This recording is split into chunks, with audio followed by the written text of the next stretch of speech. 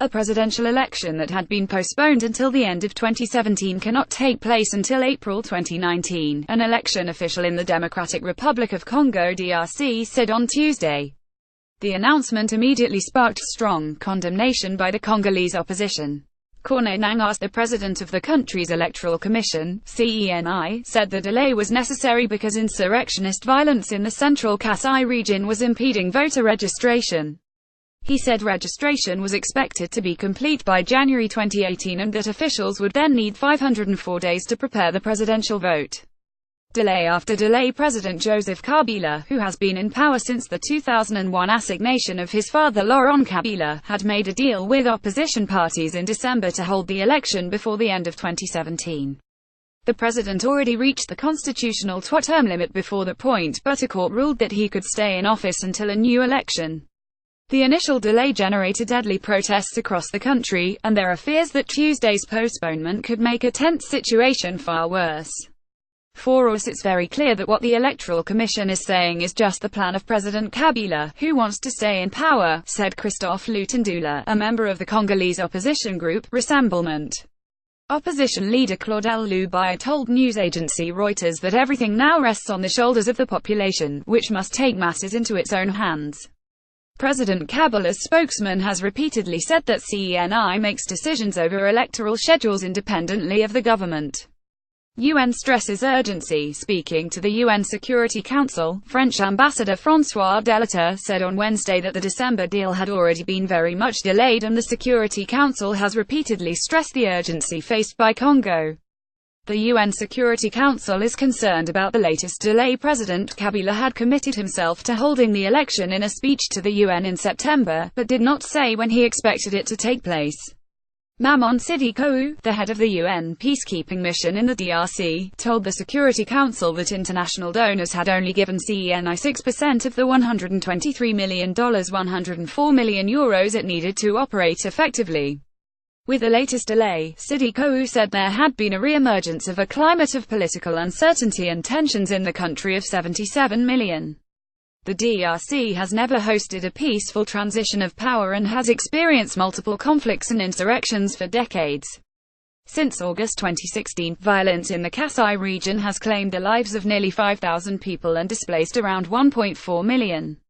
The International Red Cross has said that armed fighting throughout the country has also left at least 7 million people needing emergency humanitarian assistance. 2 children run around at dusk in the Kalenge refugee camp for IDPs. Thousands of people were forced to flee their homes after fighting broke out in the province of Tanganyika in Eastern Democratic Republic of Congo. Now, many live in camps in the city of Kalemi and its surroundings. Among them are many children, who were separated from their parents. The IDPs at the Kalenge refugee camp live in huts made of straw. Frequent fire outbreaks often spread rapidly from house to house. The situation is similar in other camps in the region. In June alone, the Moni, Lukwangulo, Kabublali, Kateki and Katanyika camps burned down. In August, half of Kakinga camp burned down, resulting in the death of a child.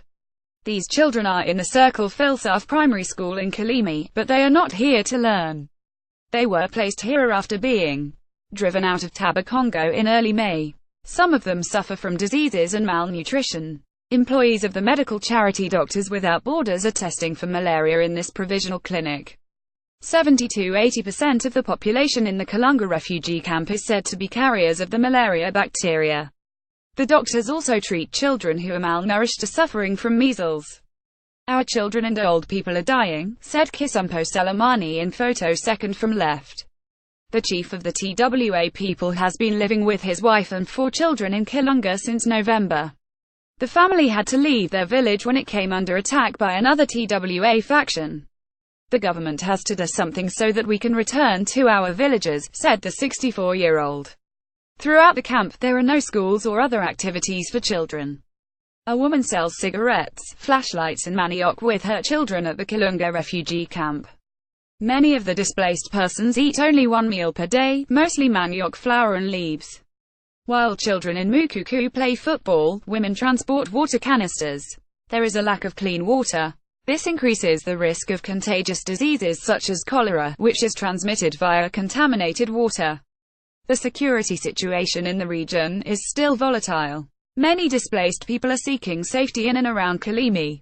To earn some money, they work on the fields in the surrounding villages or collect firewood for sale. Life in the refugee camp is not easy. Yet, it is much better here for many of the displaced persons. Most of them witnessed serious violence before they fled. According to Doctors Without Borders, there is a desperate need for psychological care. In the Kalonda refugee camp, 69-year-old Kabeha Kanasiki cares for her sick grandchildren. The mosquito net in the background is intended to protect them against malaria, which can be dangerous for children in particular. Altogether, about 210,000 displaced persons live in about 17 non-official camps around Kalemi. Author Lena Muchere, MPBKDPA, Reuters, app.